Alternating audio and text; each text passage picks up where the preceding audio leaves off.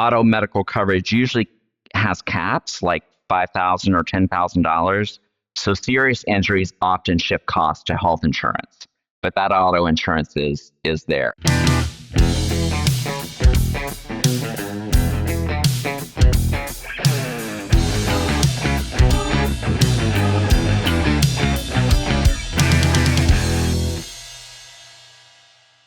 Hi, everyone, and welcome to Hi-Fi Health News. I'm Erica Grotto.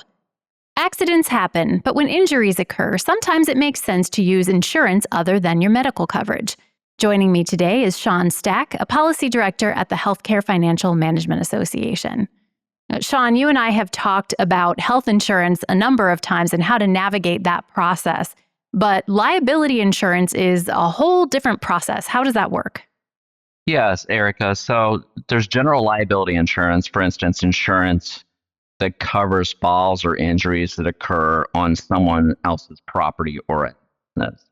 This type of insurance typically covers immediate medical costs for injuries that occurred based on the location and the insurance policy covering where the incident occurred.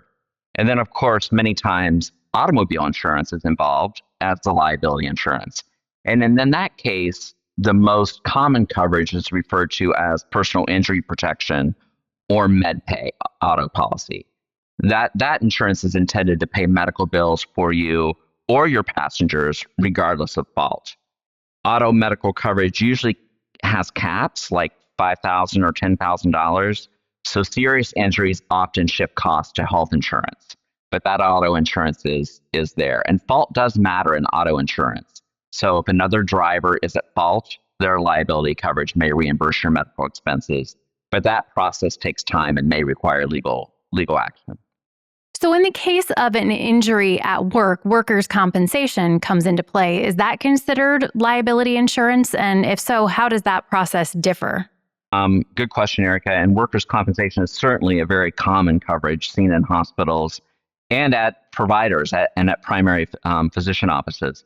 Always the key question to ask a patient is your reason for seeking care today as a result of a work-related injury? And if you're a patient, make certain that you tell your doctor that this is a work-related complication. That gives a prompt to the provider that workers' compensation coverage may be involved and that they need to flag that visit or that service as workers' compensation. The reason you want to do that is you want to make certain that the medical service is flagged as being workers' comp at the time of the first and any related follow-up visits. It's extremely important as it can directly tie to any benefits for lost wages due to time off for the related injury and potential short-term or long-term disability documentation. Liability claims can take years to resolve, which could mean you're getting a bill from a provider that you're not actually responsible for. How do you handle that situation? Well, let me break this down for you, Erica. So you want to be proactive and transparent.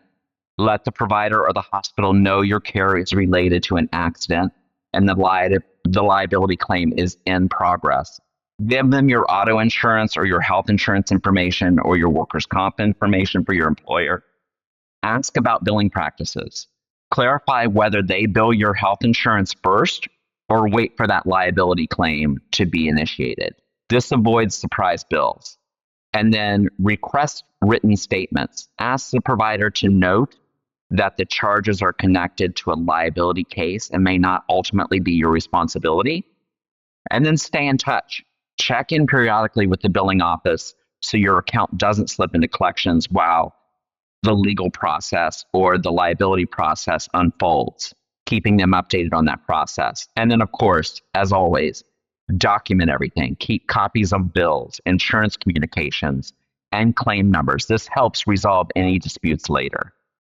Does your health insurance factor into liability claims at all?